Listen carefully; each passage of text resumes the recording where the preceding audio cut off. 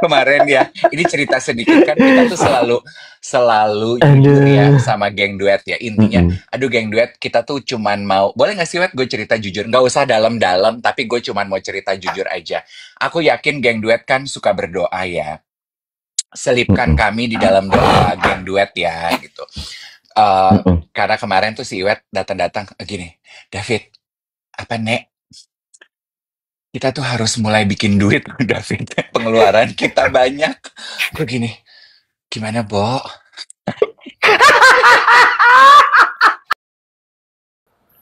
Dok, bertanya deh. Ini menarik banget. Judul bukunya adalah boleh diulang tadi? Seorang Susah memang ya. seorang pria yang melalui duka dengan mencuci piring. Oke, dokter. I have a fun fact here. Aku itu kalau lagi stres, cuci piring, dok. Memang Jadi, enak, memang. jadi, Betul. Berarti sebetulnya dalam proses menerima duka, kita juga harus committed, nggak bisa cuman sekali kegiatan penerimaan dilakukan and then that's it, kita berharap dukanya sudah berhasil di-solve gitu ya, Dok? Betul, karena menerima itu cuma satu langkah. Kita perlu untuk bagaimana, apa yang mau dilakukan. Kadang gini, Kak Iwet dan Kak Dev, saya itu memberikan analogi penerimaan itu seperti hujan. Ya, jadi misalnya kita lagi nunggu nih di satu tempat, terus kita mau pergi nih ke tempat lain, kita mau ke tempat teman kita, tiba-tiba hujan turun. Kita nggak siap apa-apa. Nah, penerimaan itu adalah mengakui, acceptance of reality, menerima fakta bahwa air turun dari langit. Nah, kenapa kita perlu terima? Simpelnya gini, mau diterima atau enggak, faktanya demikian. Ya, nggak ada tuh kejadian, aku menolak hujan, tiba-tiba hujannya berhenti. Hujan akan tetap turun, mau kamu terima ataupun enggak. Oke? Nah, tapi poin penting adalah berikutnya. Setelah kita menerima fakta bahwa hujan turun, habis itu, apa komitmen kita?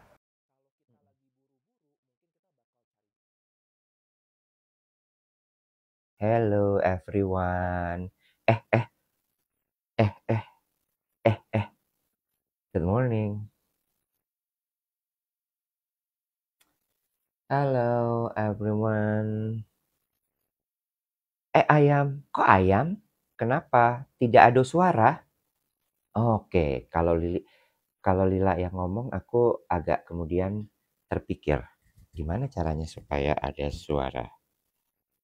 Ini udah nyala. Ini udah nyala. Nah, loh, kenapa aku nggak ada suaranya? Ada suaranya kok. Ada kok. Oh, ada. Lila. Ada. Padahal kan gue percaya sama Lila. Kan kepikiran ya. Adin. Gue udah tahu caranya supaya bisa denger. Cek. Gimana caranya? Nah, jadi rupanya ada pencetannya nih di samping-samping. Oh, gue matiin. Gue matiin kalau gue. Nah, Itu ini nggak sih ambient sound? kemarin gue cobain tuh, jadi dia ada tiga jenis pilihan. Terus ada yang cuman dari sini aja, ada yang cuman ambience, ada yang bisa talking sound. Oh gitu, active noise cancelling ya. Nah, gue bisa dengar suara gue, ya tuh. Happy nggak? Seneng nggak? Ya ampun, teknologi canggih banget Tuhan Yesus. Lu tahu nggak? Kita tuh kayaknya ya kalau umur segini tuh ada namanya gini, craving for little happiness. Oh, I agree. Iya, kayak cuman dengan gue bisa dengar suara gue sendiri, lu udah happy gitu. Kayak it sparks my mood, it smarts my day. Bener nggak sih? Yes. Ya? Ini sebenarnya nyambung ya dengan satu obrolan tamu kita kemarin. Sayangnya belum bisa kita disclose. Kan dia bilang, find the joy in simple things in life. Justru saat kita sedang kayak begini nih situasinya, serba kagak puguh. Tamu yang mana ya yang ngomong gitu? Lupa. Ngomong-ngomong soal simple happiness. Oh lu, Bab. Gak boleh kasar. Ayo, dijaga mulutnya. Anak perempuan kok ngomongnya kasar. Barbie, ngobrol silahkan Barbie. Jadi, lu inget dong Dimas Beck pas kekawinannya Luna Maya? Iya. Iya kan? Terus terekspos sepatunya kan? Viral tuh di mana-mana tuh sepatunya. Siapa ya yang komentarin? Kalau nggak salah Sobat Konglo, Harumi. Gue malah nggak tahu tuh sepatunya Dimas. Ada. Di kawinan. Jadi Harumi tuh membahas wardrobe tamu-tamu. Terus dia bilang, oh I love Dimas Beck katanya Harumi. Bener-bener pokoknya oke banget lah gitu. Terus sepatunya tuh dibahas sama Harumi.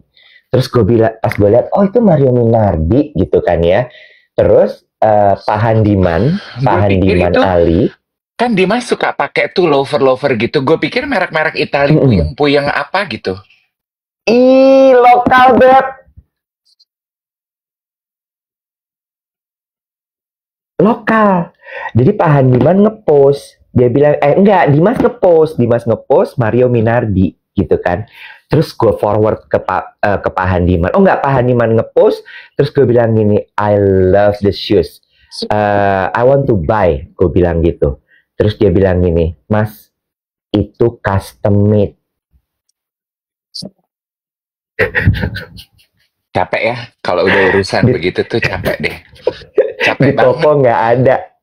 Di toko nggak ada. Terus gue gini. Capek. Itu tuh sama kayak gue wawancara Reza Rahadian di red carpet FFI ya, kapan 2 tahun lalu. Reza, aduh beskapnya bagus banget, dia pakai beskap bludru, terus bisnya itu ada embroidery sama biddingnya. Aduh bagus banget, beskap kamu warna merah apa hitam? Thank you Reza kan gitu. Terus gue gini, ini kalau aku boleh tahu, Bian, aduh nanti aku cari ya di butik ya, it's custom. Pengen lempar rasanya. Mikrofon gue tuh pengen rasa gini. Besok banget. Mikrofon lo yang 200.000 itu. Ini mikrofonnya bazar, lebih mahal. Oke. Beda lagi. Boleh gue lanjut simple happiness gue? Jadi lu dibikinin nih custom. Boleh gue buka? Nggak usah sebel gitu. Enggak. Mario Minardi. Masih bau kulit. Aduh. Ini dust bag-nya. It comes with a dust bag. Of course. Kalau sepatu yang beli-beli nggak pakai dust bag. Masa sih? Nggak. Dust bag. Ya. Dan boxnya, I notice, kan gue punya beberapa Mario Minardi ya. I notice boxnya kalau yang custom made ini hijau warnanya. Ada.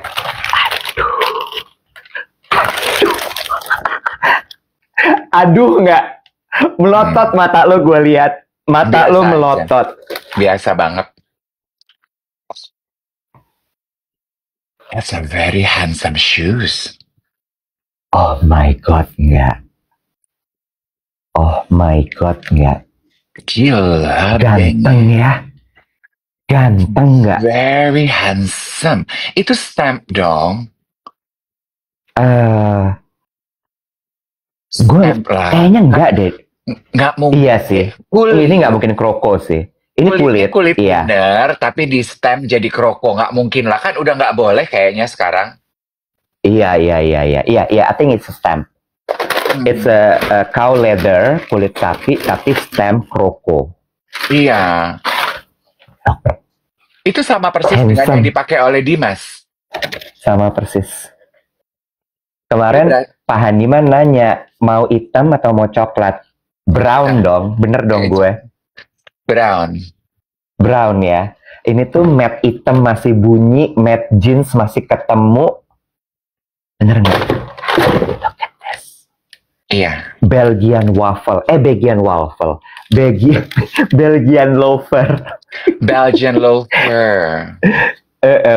loafer. Mau? Aku mau silver atau gold. Nggak gitu cara mainnya. Kenapa? Kan buaya ada yang silver, ada yang gold. Ya dia buaya siluman jatohnya.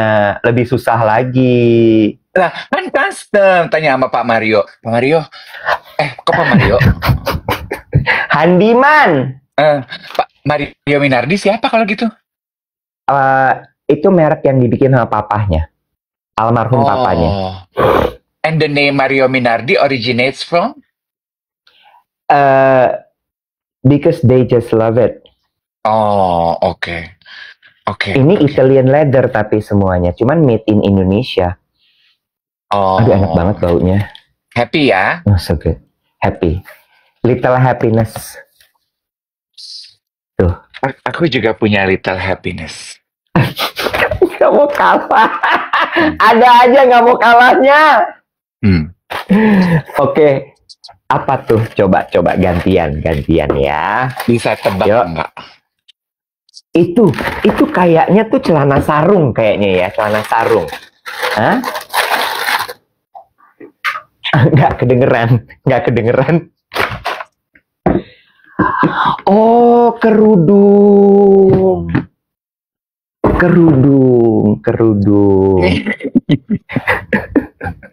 Kerudung yang dipakai jadi shawl meme.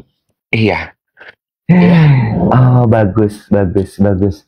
Ini kado dari geng duet yang kemarin datang ke acara Duet and the Gang. Oh, bagus. Volume 0. Oh, ada volumenya. Nanti kalau dipakai berkenan, kita bikin lagi Duet and the Gang volume 1, 2, dan 3 dan seterusnya. Dia bilang Mas Dave kan nggak pakai kerudung, tapi ini tuh brand lokal, dia kerja di sini. Jadi si geng duet ini kerja di sini. Oh gitu. Davanya, scarf dari Davanya. Tapi dia bilang bisa dipakai buat shawl gitu. Ada amplopnya. Oh, amplopnya nggak ada. Oh, ada amplop. Apa isi amplopnya? Oh my god. Dear Iwet Ramadan. As a token of appreciation, please accept this pair of custom-made shoes. A reflection, nggak kelihatan muka lo, a reflection of timeless style and the character of a true gentleman. May every step you take in them leave a lasting impression. Handiman Ali. Oh my God, I love this. Gue juga dapat surat. Dapat amplop. Ada suratnya. Iya, aku dikasih. Beda orang yang ngasih, gila. Iya, beda orang. Dikasih garam. Tadi ada suratnya, mana suratnya belum lo baca, lo udah pindah garam. Gue dikasih garam. Okay. Rahayu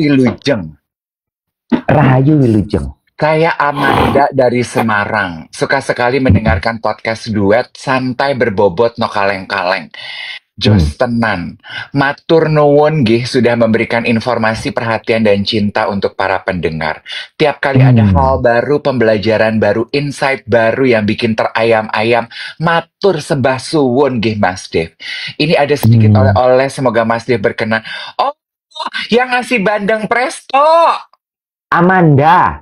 Iya. Oh. Sama ini gelang.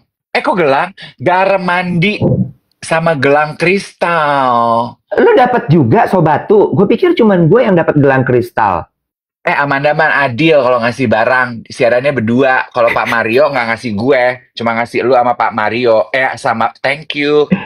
Sama. Mana gelangnya, lihat? I'm going to share. Sama, udah nggak usah bangga, biasa aja, sama.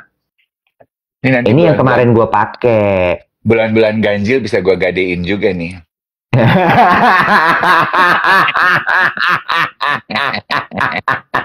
Emang batu bisa digade nih, Nek? Iya, boleh lah nyoba.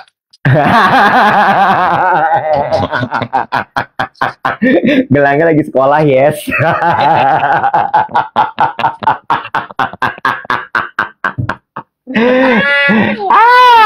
Find a little happiness.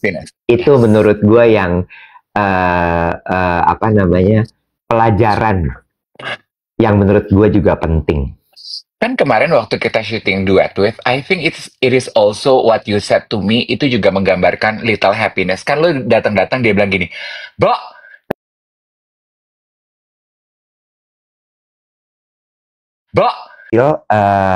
ibu gue tuh kan suka banget oleh-oleh ya. Jadi dia kalau ke setiap kota tuh selalu membawa oleh-oleh khas dari daerah tersebut. Semarang itu yang dibawa selalu wingko sama bandeng presto. Dua-duanya gue nggak suka, Dev. Masa? Nggak suka. Gue nggak suka wingko. Tadinya gue nggak suka bandeng presto karena menurut gue bandeng presto itu rasanya agak amis. Oh, I love bandeng. Nah, terus emang ikannya sendiri kan bau lumpur kan, karena dia ikan air tawar. Betul. Betul. Sementara ibu bapak gue tuh suka banget bandeng, suka banget bandeng. Aneka macam bandeng tuh mereka masak. Hadirlah si bandeng presto, gue cobain kali ini varian baru dari bandeng nih. Gue cobain dari kecil itu gue nggak suka, karena kan dalamnya suka agak ada benyek-benyeknya gitu. Betul kan? Terus akhirnya dicoba lah sama nyokap gue, digoreng lah, dijadiin balado, tetap gue nggak suka. Karena tetap dalamnya itu nggak soft menurut gue. Akhirnya kemarin pas dikasih kan Mbak Wati gitu, nih dikasih. Terus ya udah gue bawa sampai rumah, gue pikir gitu ya, nih gue apain nih bandeng ya. Gue coba masukin air fryer, gue goreng sampai garing. Oh my god,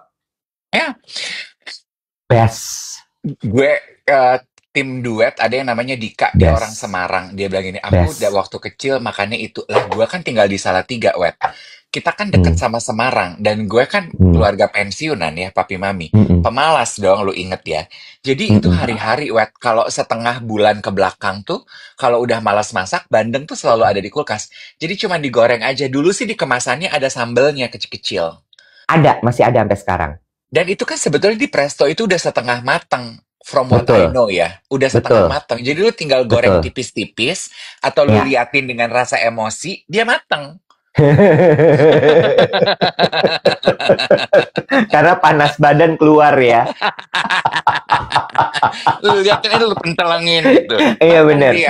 Tadi ada yang nanya berapa menit air fryer ya. Kayaknya kemarin sekitar 15 atau 20 menit. Iya. Sampai kering, bener-bener kering tuh kayak aduh enaknya. Dan lo temukan di idea of presto itu lo bisa makan dengan tulang-tulangnya kan. Itu dah. Karena dia saking, kan udahlah dia presto bisa dimakan sampai tulang-tulangnya. Begitu crispy, itu tulang jadi kriuk-kriuknya. Iya betul. Itu so kan the idea of tulang duri lunak tuh ya itu. Iya bener. But it's so good. So good. It saved my life. Terus kemarin ada juga yang ngasih ini. Udah tinggal segini. Oh, teri kacang. Oh, itu Ozzy. Oh my God. Bo, this is best. Ozzy, your teri kacang is best. Kenapa? Karena kebanyakan orang bikin teri kacang kayak gini, itu manis. I hate sweet. Lo gak suka manis kan? Gak suka. Ini best. Gue campur sama mie instan, gue campur bihun, gue campur nasi. Best. Nah, Ozzy juga menyertakan ini nih buat meditasi. Oh, itu dari Ozzy. Buat tenang-tenang. Oh, gitu. Iya. Oils. Iya, gitu. iya. Terus kemudian Tom, selamat pagi Tom. Terima kasih banyak untuk kopinya. Kopi gue nggak berhenti sekarang. Kopi curah, Tom. Terima kasih banyak juga untuk Diandra, untuk OBH Kombi. Mulai ngarang. Kita kayak Toserba ya. Kita kayak pemulung, tahu nggak lo, nampung pemberian orang, Wet. Kok kesian banget Ember. sih hidup kita, Semuanya pemberian. Sampai obat batuk hitam aja dikasih orang.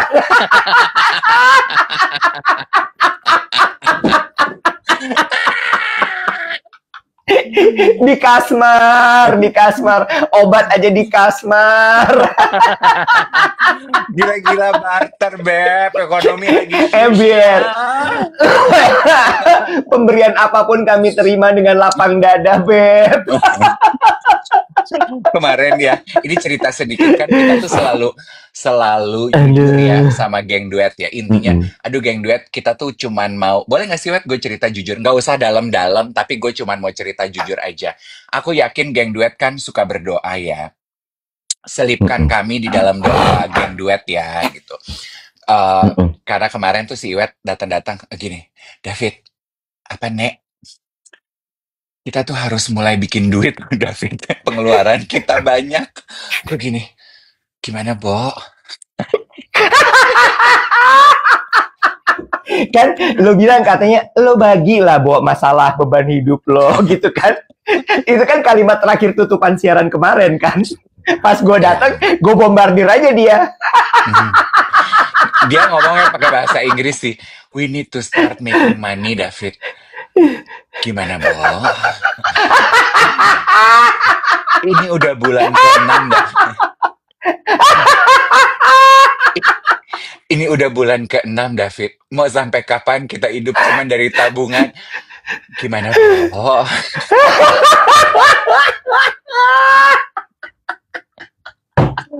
Gue gini, gitu ya, Wet ya.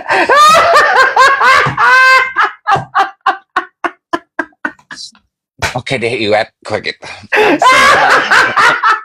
Langsung semalam gue pulang syuting, gue berdoanya khusyuk banget. Kayaknya surga tuh deket gitu. Emang manusia kalau punya problem, kalau punya keinginan tuh, aduh kayaknya tuh kita tuh di ambang surga banget gitu. Gue berdoa tuh Tuhan Yesus tuh kayaknya nempel gitu.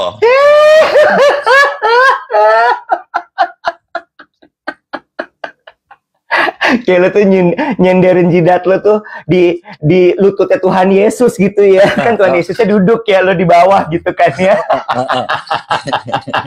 Kayaknya tuh, Tuhan aku bisa dengar napasmu. Ubun-ubun aku kena napasmu Tuhan. So, yes, please selipkan kita di doanya geng duet. Sebagaimana tentunya kita juga ingin menyelipkan geng duet di doa kita ya. It's a tough year, it's a tough situation, it's a tough time for everyone. Dan aku yakin gak cuma di kita aja lah gitu ya. Semua orang pasti gitu kan. We need to start making money. We need to start making money. Hence the discussion, kita pengen mulai mensyukuri hidup dengan small stuff yang kita punya, ya kan? Gitu. Betul sekali. That's the beauty of life ya, Iwet ya. Maksudnya masalah tuh datang, tapi hidup tetap berjalan kan. Betul. Ada masalah, hidup tetap harus jalan kan, Yang. Gue keinget ya, ini gue mengutip dari Pak Khatib Basri di beberapa podcast yang dia datengin, ada Rosiana Silalahi, ada Endgame segala. Dia bilang gini, kita harus melihat sisi positif dari keadaan yang tidak menentu ini. Dia bilang gitu. Apa positifnya, Pak? Ya, jadi ada dua hal gitu ya yang menurut dia tuh harus kita lihat sisi positifnya. Satu adalah keadaan yang tidak menentu seperti sekarang ini, sama dua adalah kebijakan pemerintah yang kadang-kadang kan suka, aduh ini gimana sih, aduh itu gimana sih gitu kan ya. Itu cuma satu akibat dari dua hal tersebut dan itu positif menurut dia. Betul. Orang menjadi religius. Karena lo hanya bisa bergantung kepada Tuhan, Nek. Disitulah orang mulai berdoa. That's true. Nah, ya kan? ini nyambung. Aduh, geng duet, aku tuh terharu loh baca komentarnya gini. Makanya Kak bikin keranjang kuning. Apapun yang kakak-kakak keranjang kuningin, kita pasti beli. Aduh, thank you ya. Nanti ya kita bikin ya. Kita pokoknya mau jualan merchandise, mau apa dah? Dave katanya mau jualan kerudung besok. Dia mau ambil dari Bandung. Karena Bandung pusat busana modest muslimah. In the meantime, gue mau jualan minyak wangi. Aduh, minyak wangi udah habis lagi sih.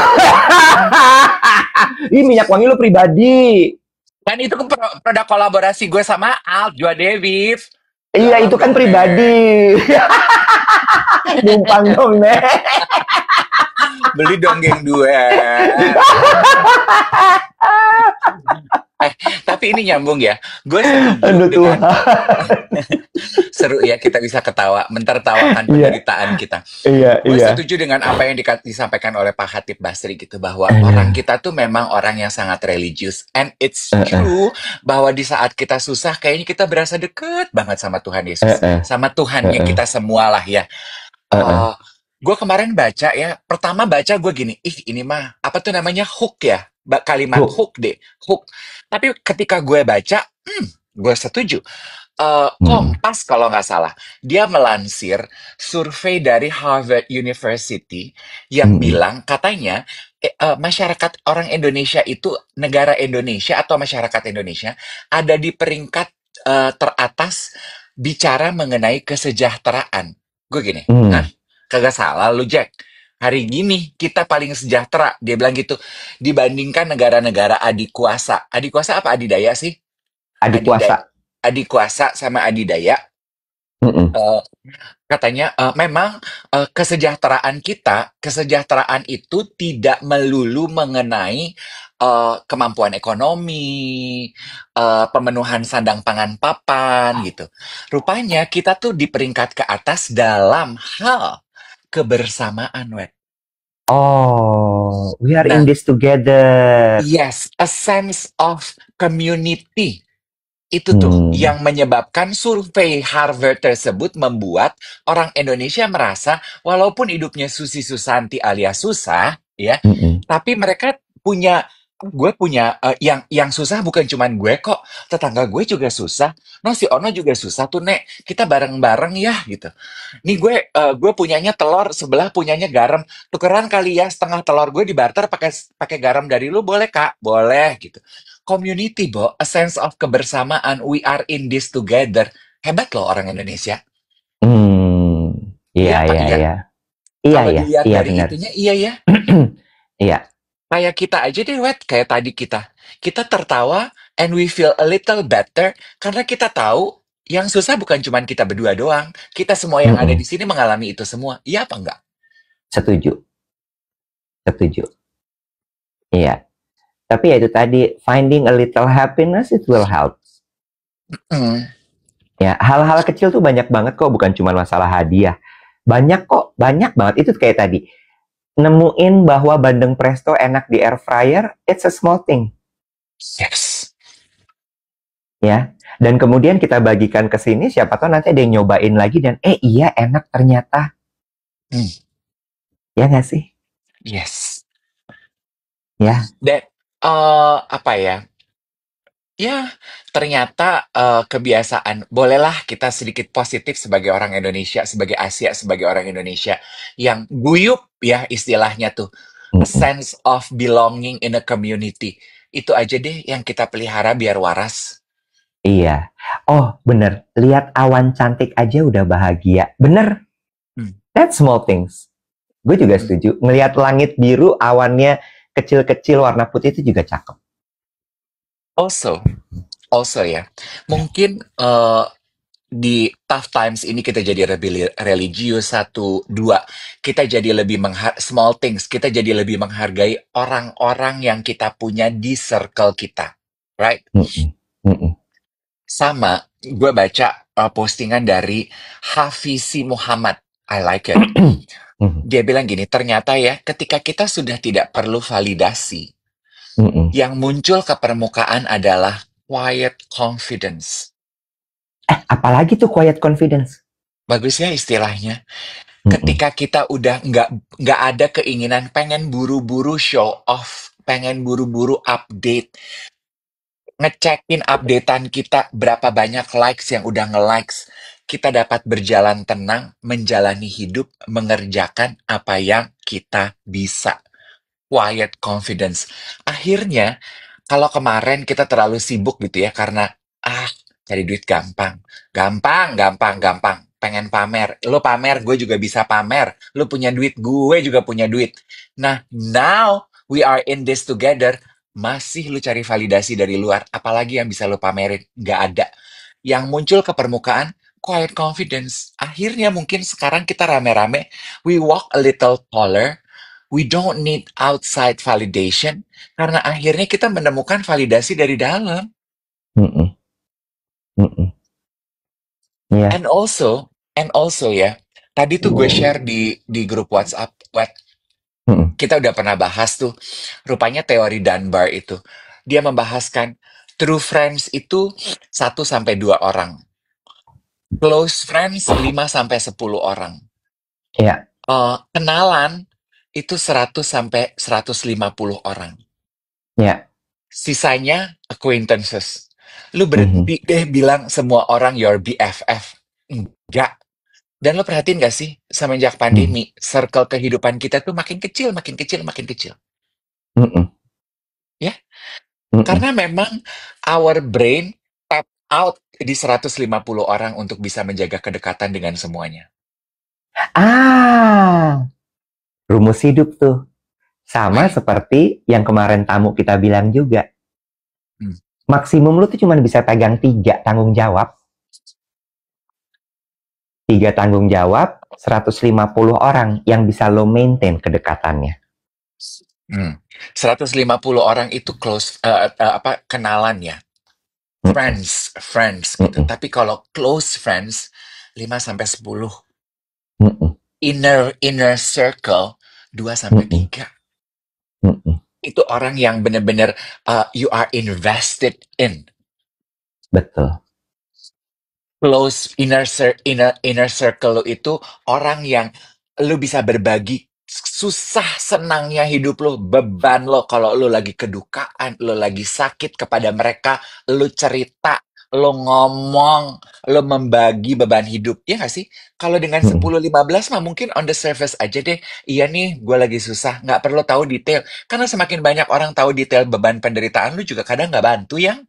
Tapi kalau 2 atau 3, mereka tuh yang bisa menyupport lo. Itu yang gue pelajari ya, waktu gue baca buku Seorang Pria yang Melalui Duka dengan Mencuci Piring. Dr. Andreas. Yes, this is actually a recommendation by Geng Duet. Aduh, ayam.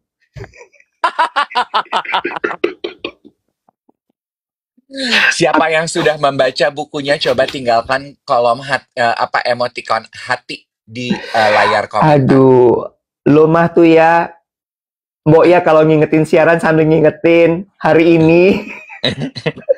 Makanya grup WhatsApp koordinasi dibaca. Gue baca. Hari ini Tuhan, kita udah janjian pengen ngobrol sama the author, Dr. Andreas Kurniawan.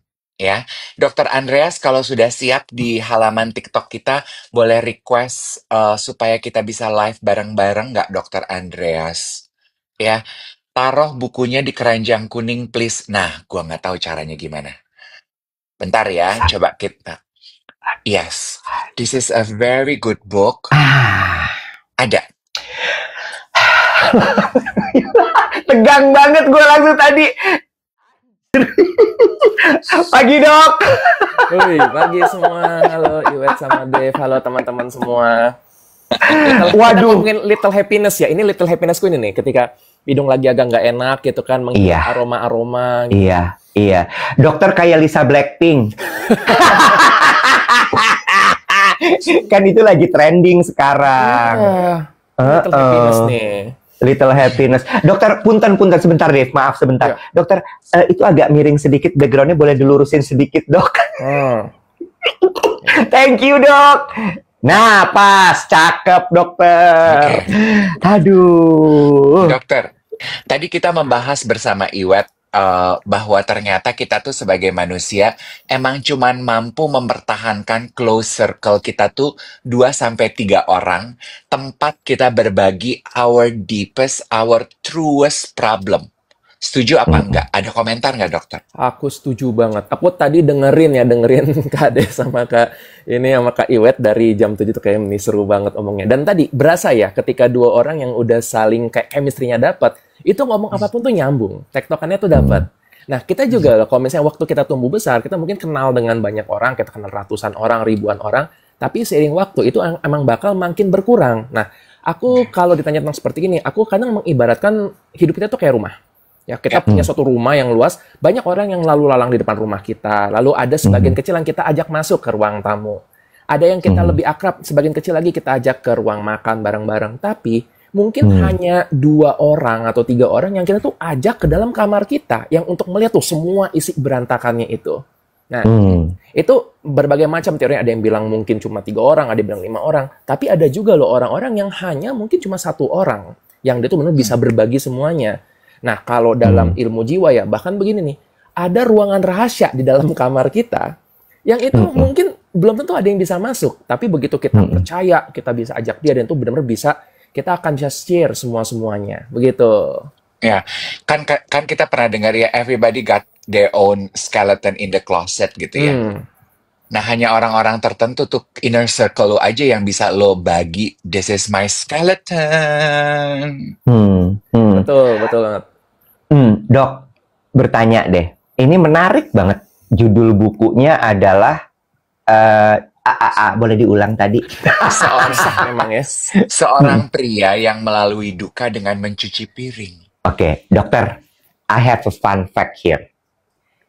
Aku itu kalau lagi stres, cuci piring, dok. Memang jadi enak, memang.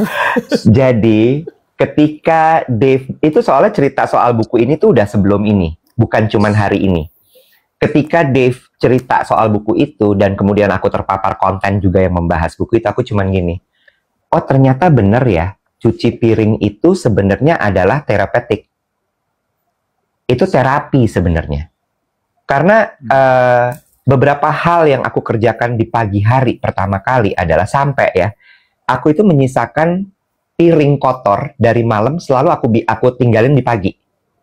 Karena menurut aku waktu pagi itu selain berdoa gitu ya, terus aku minum air putih ke belakang segala macam. Sebelum siaran tuh selalu cuci piring rutinitasnya. I found it calming, menenangkan. Dengerin suara gemericik air, nyium aroma sabun, aku ngerasain buih di tangan. Terus kemudian satu lagi, melihat dari piring yang kotor atau gelas yang kotor menjadi bersih, itu relieving. Sebenarnya teori psikologisnya di mana, dok? Kok bisa dibilang seperti itu?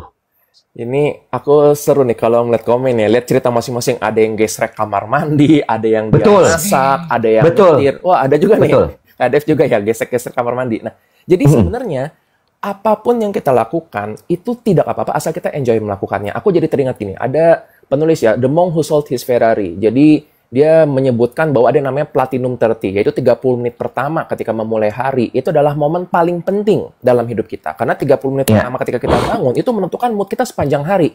Nah, bayangin kalau kita mulai ya 30 menit pertama, nonton sosial media, lihat orang berantem, lihat berita keributan sana-sini, itu kan pagi hari udah langsung nggak enak.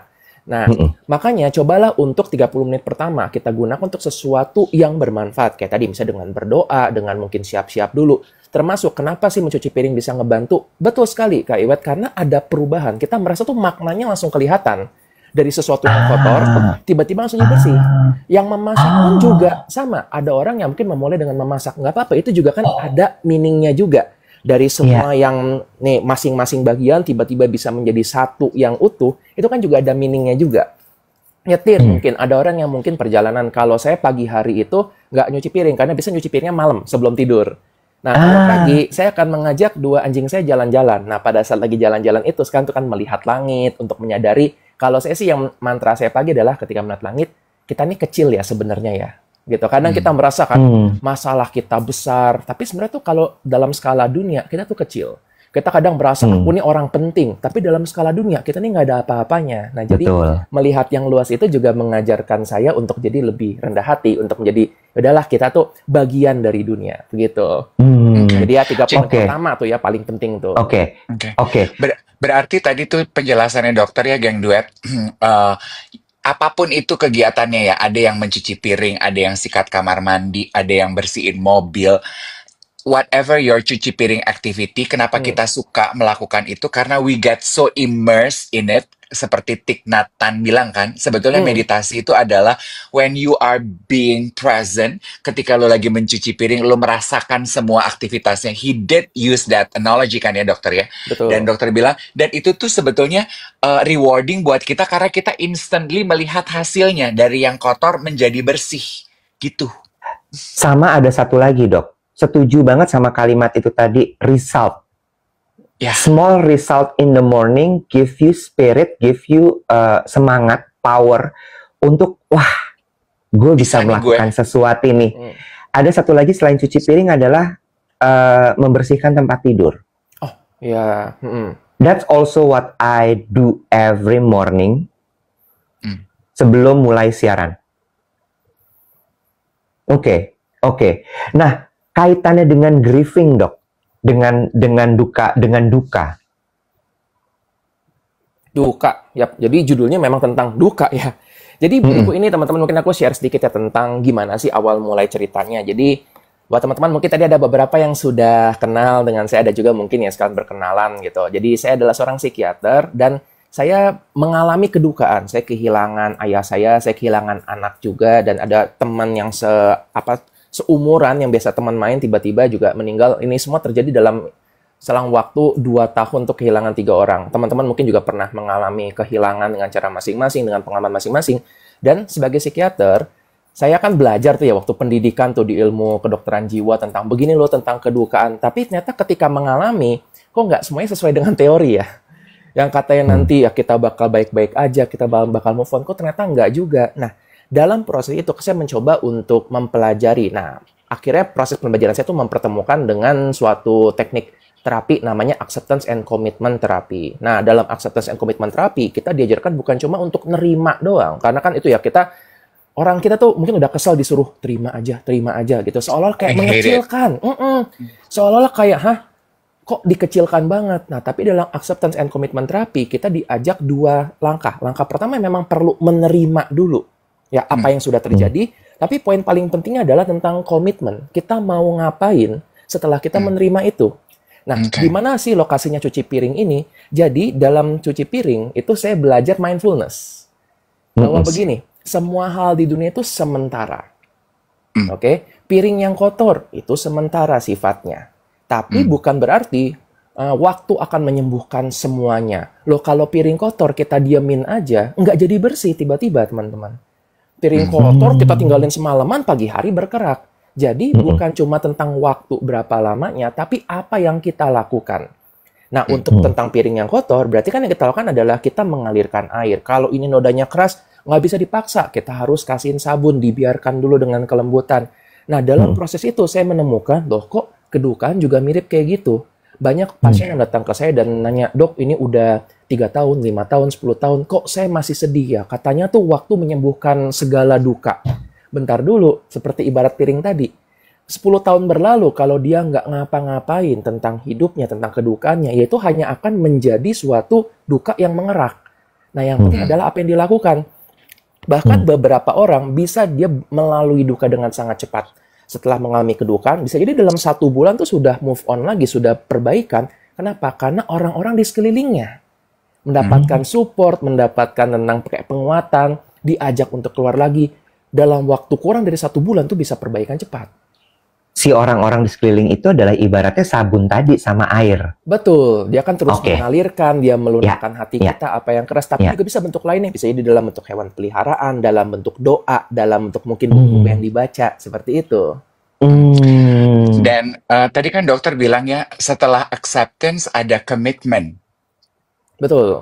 Berarti sebetulnya dalam proses menerima duka, kita juga harus committed, nggak bisa cuman sekali kegiatan penerimaan dilakukan and then that's it, kita berharap dukanya sudah berhasil di-solve gitu ya dok? Betul, karena menerima itu cuma 1 langkah. Kita perlu untuk bagaimana, apa yang mau dilakukan. Kadang gini, Kak Iwet dan Kak Dev, saya itu memberikan analogi penerimaan itu seperti hujan. Ya, jadi misalnya kita lagi nunggu nih di satu tempat, terus kita mau pergi nih ke tempat lain, kita mau ke tempat teman kita, tiba-tiba hujan turun.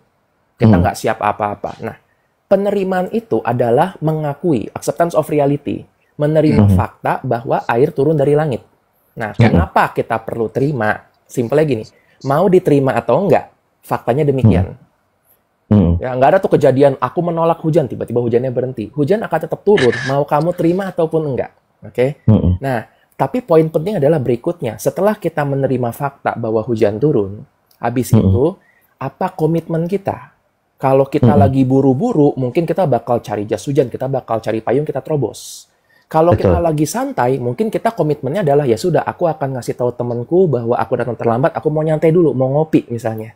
Bahkan kalau misalnya kita ngerasa, aku lagi mau senang-senang aja, kita main hujan-hujanan. Nah, ketiganya mau kita terobos hujannya, mau kita nunggu ataupun mau main hujan-hujanan, semuanya benar. Karena komitmen satu orang dengan orang lain itu berbeda. Apa yang penting dalam hidup kita berbeda-beda. Nah, ini yang kadang-kadang jadinya mungkin disalahkan. Dia melihat orang lagi berduka, terus kamu tuh harusnya berdoa, harusnya ibadah. Belum tentu dia butuhnya itu. Siapa tuh pada saat itu dia lagi butuh untuk menangis, biarkan aja. Siapa tuh lagi butuh untuk sendirian, nggak apa-apa. Ada orang yang habis berduka, dia mungkin nggak mau beresin ruangan yang dulu almarhum tinggali. Itu pun nggak apa-apa juga, karena dia lagi butuh untuk memproses itu. Cuma kita kadang-kadang nih sebagai orang luar, kalau saya bilang tuh kita terlalu pengen orang ini cepat membaik. Tapi kita nggak tahu cara membaik ini mungkin beda. Kita nyuruh dia untuk keluar, untuk olahraga, untuk move on, tapi belum tentu itu yang dibutuhkan oleh dia. Kalau begitu berarti apa sih dokter ucapan yang mungkin jauh lebih menyenangkan untuk disampaikan bagi kita ketika kita ingin menghibur teman kita yang sedang kedukaan instead of aduh pasrah ya, sing sabar ya. Itu kan tadi kita we agree gitu bahwa those wordings are so not pleasant to our ears ketika kita sedang mengalami sabar. Oke, gitu.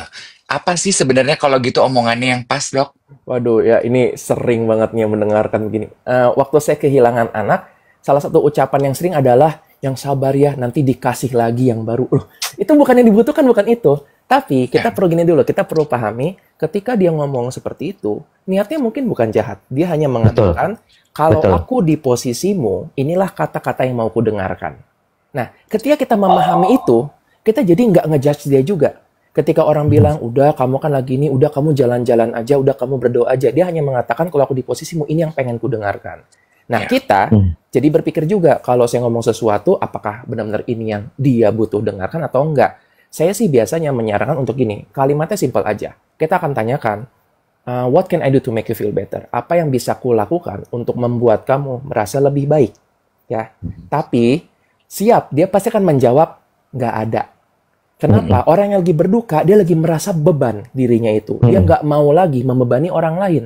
Tapi nggak ada salahnya kita mengatakan demikian. Kalau butuh apa-apa, bilang ya. Ya, tapi tadi jarang dia akan langsung mengatakan, aku butuh ditemenin bla bla bla. Kalau ada, bagus, maka lakukan itu. Tapi kalau misalnya nggak ada, yang bisa kita lakukan adalah mungkin sekali-sekali untuk menyapa gimana kabarnya. Dan mungkin kita sekalian bawain sesuatu, bawain makan.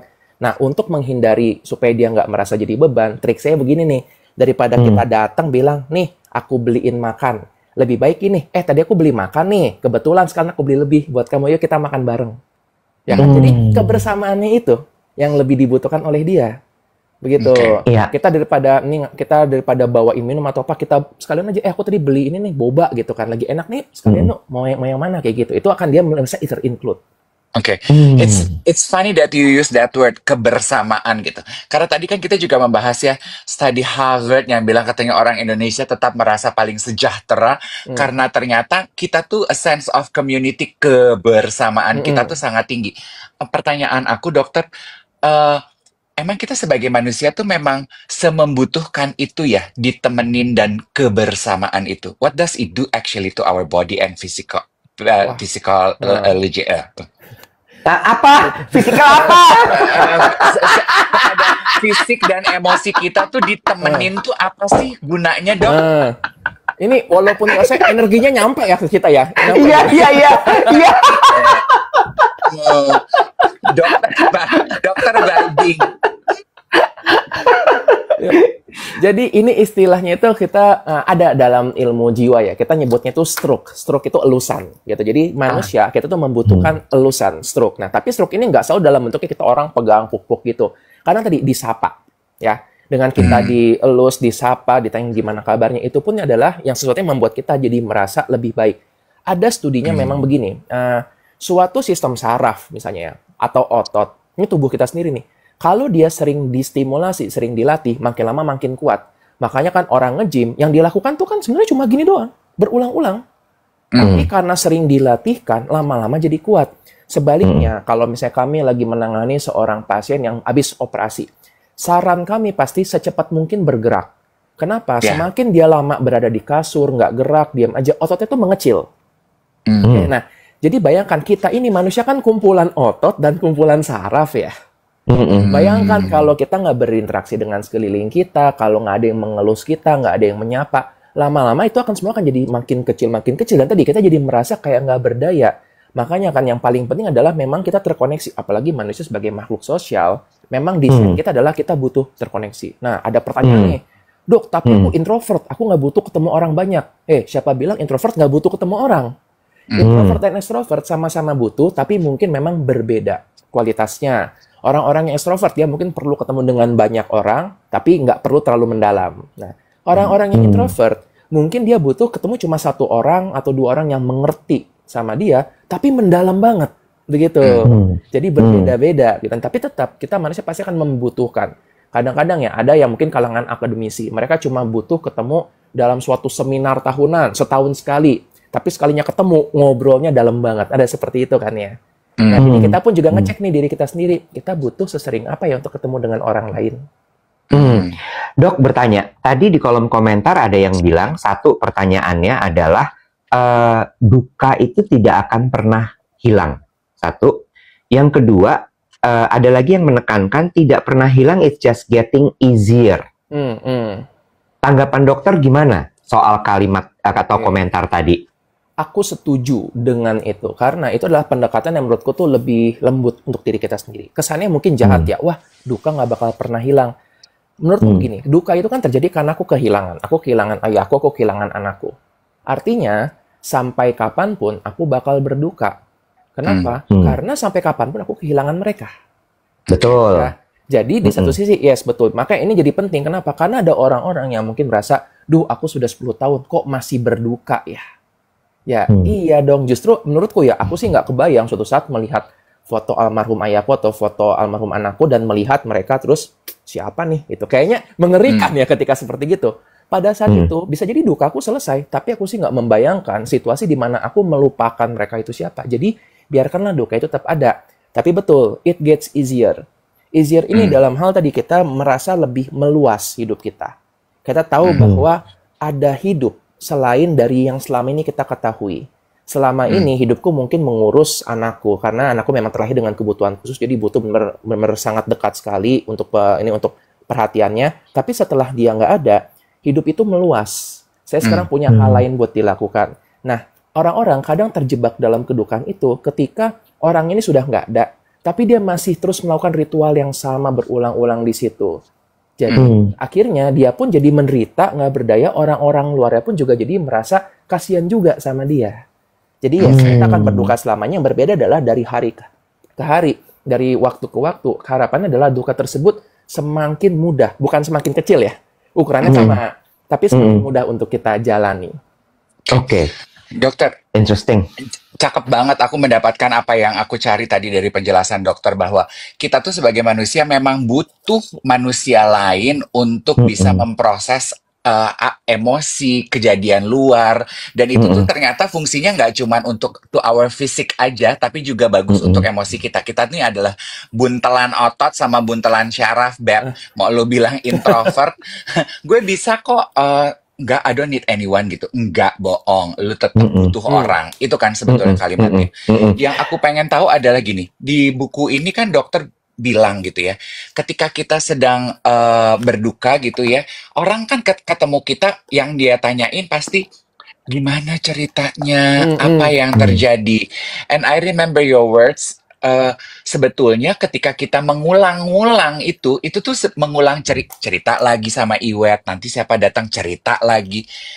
Itu tuh sebenarnya tidak, apakah itu membantu atau justru memperburuk proses penerimaan kita dalam duka? Wah, ini menarik. Jadi ada studi mengenai ini tentang trauma. Jadi kan trauma itu sesuatu yang mungkin pengalaman di masa lalu, dia pernah mengalami sesuatu yang menakutkan, yang mengerikan. salah satu cara untuk menyembuhkan trauma adalah dalam proses terapi, kami bisa mengajak pasien untuk mengulang ceritanya. Tapi syaratnya begini, setiap kali dia habis bercerita, udah selesai nih, kita bilang, oke, sekarang ulang lagi dari awal, tapi ceritanya lebih detail. Setelah dia cerita, ini nanti, oke, ulang dari awal, sekarang lebih detail lagi, berulang-ulang terus. Dan ketika melakukan kayak gitu, awalnya pasiennya kesel kan, udah disuruh ngulang-ngulang terus. Tapi dia pun merasakan ketika cerita diulang berkali-kali dengan makin detail, lama-lama dia berjarak dari perasaan tersebut. Ada bagusnya, ada juga buruknya. Gitu. Jadi bagusnya adalah ketika dia sudah siap untuk itu, lama-lama dia jadi bisa merasa ya udah itu hanya cerita di masa lalu.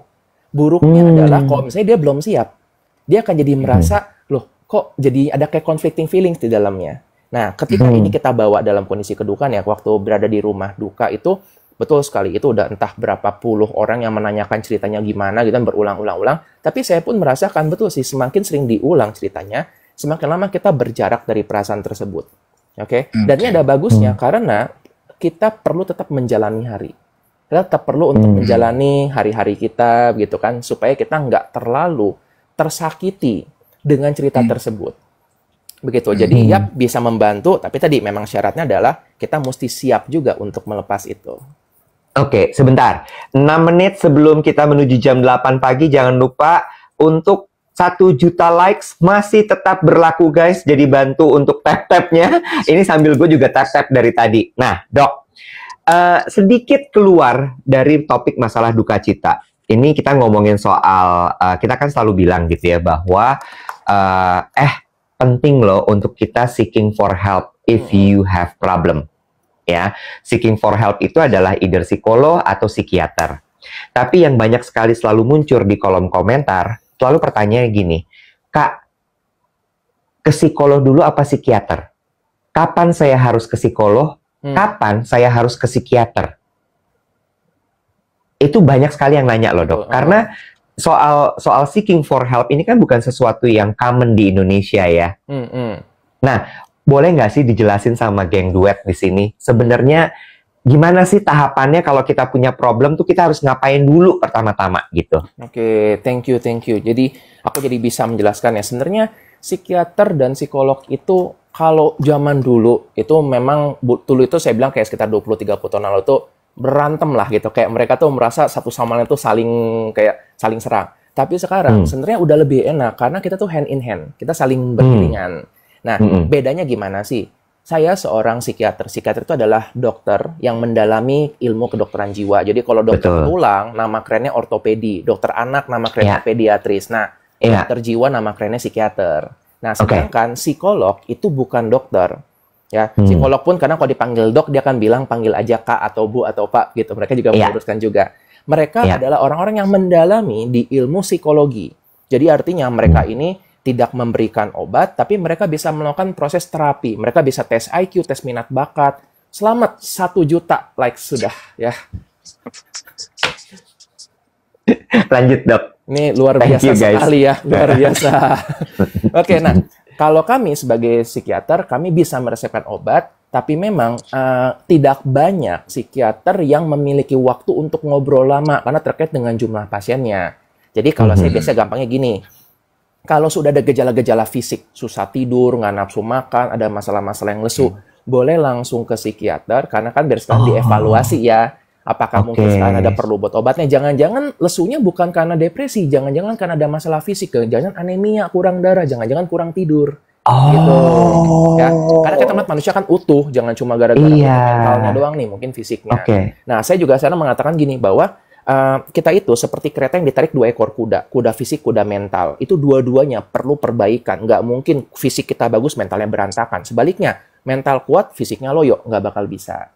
Nah, kalau teman-teman butuh yang ngobrol lebih banyak, atau mungkin kayak aku nggak terlalu pengen obat, boleh ke psikolog dulu. Tapi kemanapun, nggak apa-apa. Karena aku yakin kok, sekarang psikiater dan psikolog itu udah saling kolaborasi. Mereka bisa untuk merefer kalau kalian ternyata, oh kalian lebih butuh yang satunya. Pasti akan seperti gitu.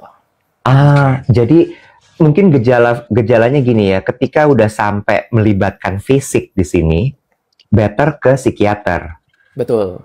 Yang misalnya udah kayak tidak punya nafsu makan, susah tidak bisa tidur, sakit kepala, Gitu ya. Oke, Betul. siap. Oke, Dok. Oke, Dok.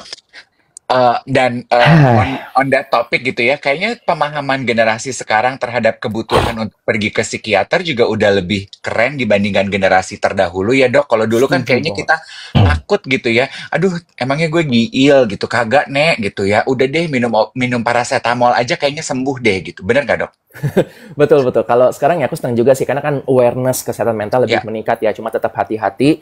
Kalau self-awareness boleh, tapi self-diagnose jangan ya. Jangan karena melihat nih, wah gejala gini, aku nih depresi nih. Bentar dulu gitu ya. Kita perlu untuk tetap aware, tapi mencari informasi yang benar. Oke. Dan geng duet, Iwet, Dr. Andreas tuh sekarang udah punya second book ya dok ya? Udah. Semangka. Iya. Ada. Kapan-kapan kali kita bahas ya? Iya dong. Boleh. Dikit dong dok, dikit aja. Sekilas ya. Semangka ini ceritanya apa secara sekilas? Jadi kalau ini adalah refleksi ya dari ketemu dengan berbagai pasien. Anggaplah kita suatu saat akan tutup usia, kita akan meninggal, lalu maksudnya bukan kata tersebut. Seharusnya kita bakal tutup usia, dan ketika kita melihat hidup kita ke belakang, bisa nggak sih kita mengatakan bahwa aku benar-benar hidup? Apakah kita menjalani hidup yang kita inginkan, atau jangan-jangan kita tuh cuma menjalani hidup orang lain yang dipengenkan oleh orang tua kita, oleh atasan kita. Jadi buku ini berisi cerita-cerita tentang ya penyesalan orang-orang yang merasa nggak menjalani hidupnya dengan utuh. Oke. Yes, good one. Aku udah tinggal sedikit yang ini, nanti aku langsung cari yang perempuan dengan semangka. Kalau geng duet nanya dari tadi belinya di mana, di e-commerce ada, cari aja nama Dr. Andreas Kurniawan langsung keluar. Nggak sulit, aku aja langsung tuh top search banyak Terima banget. kasih. Iya. Gitu. Sama kalau misalnya mau beli di toko buku juga boleh, silahkan. Yuk kita dukung juga ekosistem buku di Indonesia, tidak hanya lewat e-commerce, tapi juga dengan belanja ke toko buku. Gitu ya. Ada kan ya dok ya di toko buku ya dok ya? Ada di toko buku. Ya kayaknya cukup banyak sih, cukup populer mau enggak ya? Iya, Gramedia gitu pasti ada lah ya dok ya. Oke, siap. Di toko buku ada ya dok, ada. Di salon Rudy ya nggak ada. Beda ya, beda masalah kak. Jangan disamain. Jangan mentang-mentang lo gondrong berdua, terus lo mau ngomongin lo di salon. Kita ini bangga ya dengan ini. Iya, lo pada emang kayaknya ngegeng lo, tentang gua botak. Ilustrasinya aja Dr. Andreas deket dari samping kayak gue. Bodoh amat. Dokter, terima kasih banyak buat pagi hari ini. Thank you so much untuk pencerahannya. Teman-teman jangan lupa untuk segera dibeli. Bisa langsung ke e-commerce, search aja Dr. Andreas Kurniawan, ya. Atau langsung ke toko buku. Segera dibaca untuk kebaikan kita bersama. Terima kasih. Thank you dokter. Nanti kita ngobrol lagi. Everybody, enjoy the rest of